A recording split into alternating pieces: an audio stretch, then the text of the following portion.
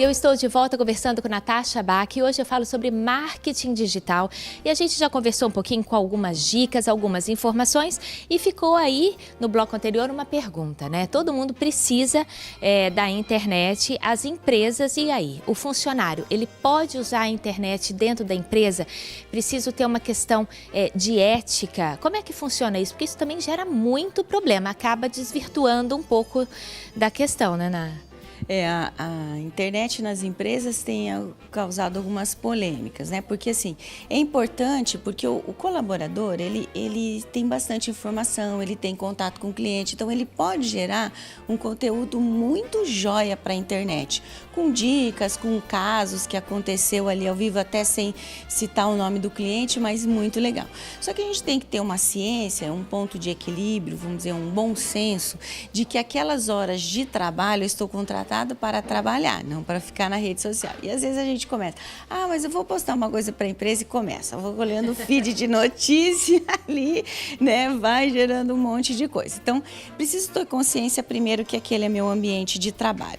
Outra coisa é que quando eu respondo a um cliente ou alguém que eu faço uma pergunta, eu preciso lembrar que eu estou falando pela empresa. Então, a minha linguagem precisa ser empresarial.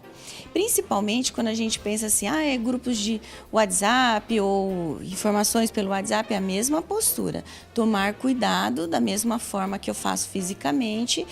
O que muda é o meio de comunicação, mas eu preciso respeitar. Uma dica legal para a empresa é criar um código de conduta. O que pode, o que não pode, porque isso não está na lei, está mais na questão interna da empresa. Então, a dica é criar esse código de conduta. Bom, então a gente falou aí de alguns canais para marketing digital. O Face, o Instagram, o WhatsApp, mas também sempre com uma certa parcimônia, porque a gente tem visto aí as pessoas enviando em grupos e tal, sempre depois das 22 horas, até mesmo meia-noite e pouco. Então esse cuidado também é fundamental. Por exemplo, quando tinha só o telefone, você ligaria na casa de uma pessoa depois das 9h30, 10 horas? Você não ligaria, então a gente tem que ter esse bom senso. O WhatsApp ele tem duas ferramentas muito legais, que são os grupos e a lista de transmissão. Os grupos você só abra se aquelas pessoas do grupo têm o mesmo interesse, porque quem responde todo mundo vê. E tem gente que não se comporta mesmo. Começa por corrente, começa a colocar coisa de política que não tem a ver. Então você precisa sempre retomar e falar, olha, este grupo é para isso, isso, isso, isso. No caso da lista de transmissão, eu preciso ter esse certo cuidado com o horário e se eu não estou sendo invasiva. Então, primeira coisa, eu preciso perguntar se a pessoa permite que ela passe promoções ou coisas pelo WhatsApp. Mas é importante respeitar aí o horário, porque por exemplo, eu tenho um filho adolescente, eu fico com o celular ligado mais por conta deles do que a questão de trabalho. Então, precisa ter esse bom senso, eu diria, né? Mas as redes sociais são importantes e precisam estar na estratégia da empresa. Agora, Ana, é um custo relativamente baixo, né? A gente está vivendo um momento do país, um momento um pouco mais delicado economicamente falando. É uma super experiência, uma super oportunidade, como eu disse inicialmente.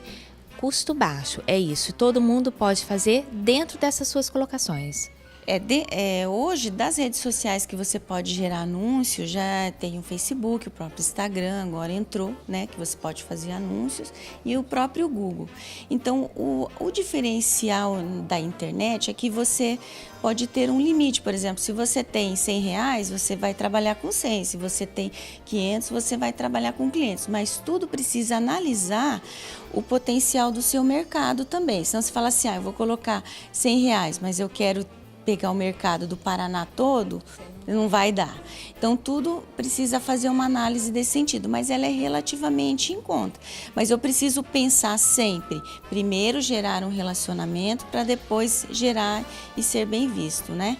Na rede social, porque, vamos dizer assim, eu vou lá, anuncio, a pessoa entra na minha página, não tem nada postado, só tem propaganda. Então, pensar nesse sentido, ter esse bom senso. Bom, até agora a gente está falando aí na área corporativa, mas a gente não pode deixar de falar a questão do marketing pessoal. A sua imagem também está no marketing digital. A gente trabalha com a nossa imagem.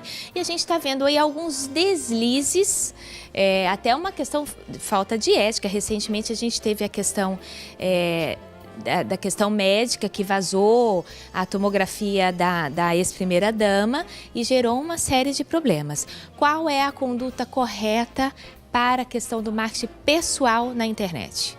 Então, eu preciso pensar, Lenise, que apesar de eu estar atrás de uma tela, seja de celular ou de computador, eu atinjo muita gente, porque antes o marketing pessoal era mais quando você tinha um contato físico, hoje não. E as empresas têm utilizado a rede social para saber sobre o funcionário, o seu comportamento, como é que ele anda, principalmente quando ele anda de uniforme também, que tem nessa questão. Então, eu preciso tomar cuidado e pensar qual é a consequência disso. Fala assim, mas nem na minha rede eu sou livre. Eu falei, você é livre, só que é questão de causa e consequência, né? Então, tem que pensar bem nisso. Então, procurar colocar coisas que têm a ver com o seu trabalho, porque tem gente que posta muito e fala assim, nossa, mas você não trabalha, você só está se divertindo. Então, tem que pensar esse lado também, né? Ou ao contrário, como já aconteceu comigo. Eu colocava muito coisa de trabalho, falei assim, a Natasha eu nem vou chamar para passear porque ela não tem tempo. Só trabalha. Então, assim, também precisa ver esse equilíbrio na rede. E principalmente cuidar com palavras, cuidar com o que você curte, comenta e compartilha, né? Não falar assim, olha, eu não quero dar a minha opinião sobre esse assunto, então só visualiza. O restante eu preciso pensar, o que eu curto, comento e compartilho é como se eu desse um aval e assinasse embaixo. Então posso gerar algumas polêmicas aí.